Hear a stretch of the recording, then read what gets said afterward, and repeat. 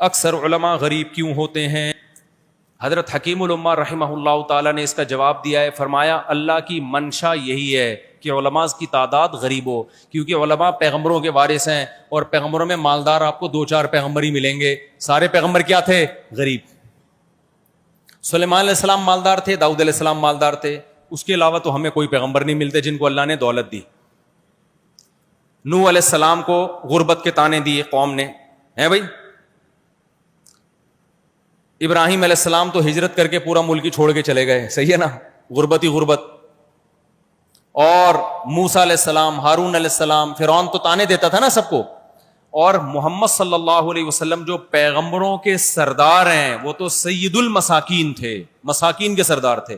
40 سال اس دن گھر میں چولہا نہیں جلتا تھا۔ تو حکیم الامہ نے فرمایا اس سے پتہ چلتا ہے کہ جو بھی مذہبی مقتدا اور لیڈر ہوتے ہیں ان میں میجورٹی اللہ کی منشا ہے کہ غریب ہی رہے گی، اس لیے اپنی غربت پہ آپ اب راضی ہو جاؤ۔ ایک آدمی نجومی کے پاس گیا، ہاتھ دکھایا، نجومی نے کہا تم 10 سال تک غریب رہو گے۔ وہ بڑا خوش ہوا کہ 10 سال کے بعد تو پیسہ آئے گا۔ اس نے کہا اچھا 10 سال کے بعد کیا ہوگا؟ اس نجومی نے کہا غربت کی عادت پڑ جائے گی تمہیں۔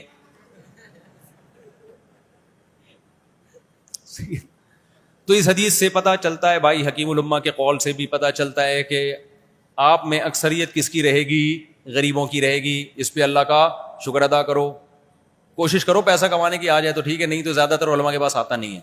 حکیم علماء نے اس کی 2 وجوہات بیان کی۔ ایک وجہ تو یہ کہ علماء انبیاء کے وارث ہیں، کچھ علماء کے پاس پیسہ آتا بھی ہے، کچھ کے پاس آتا بھی ہے پیسہ، جیسے پیغمبروں میں سلیمان علیہ السلام کے پاس، داؤد علیہ السلام کے پاس پیسہ آ گیا نا، تو کچھ علماء کے پاس بھی آتا ہے، لیکن میجورٹی غریب رہے، اور یہی ان کے اہل حق ہونے کی علامت ہوگی، سمجھتے ہو؟ دوسری وجہ اس میں اللہ کی حکمت یہ ہے کہ جہاں پیسہ آتا ہے نا بدماشی بھی وہیں آتی ہے۔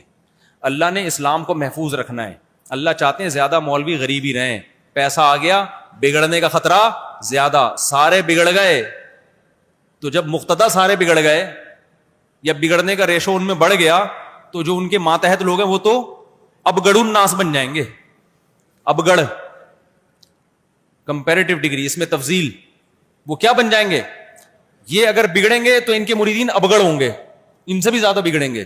تو اللہ میاں نے کہا کہ ان کو پیسہ دو ہی نہیں مولویوں کو، تاکہ یہ تمیز سے جا کے نماز پڑھائے، مسجد سنبھالے، اذان دے، مدرسے میں بچوں کو پڑھائے۔ ادھر پیسہ آیا بولے گا جاؤ مدرسہ، جاؤ مسجد کی امامت، تھائی لینڈ جائے گا اور امریکہ جائے گا، ادھر جائے گا، تھوڑے دنوں تک حلال عیاشی کرے گا، اس کے بعد اس بات کا امکان ہے کہ حرام میں پڑ جائے۔ تو اللہ میاں نے کیا کہا کہ بھائی مولویوں کے پاس میں نے اپنا مذہب بچانا ہے، زیادہ تر مولویوں کو پیسہ نہیں دینا تاکہ یہ دین میں جتے رہیں۔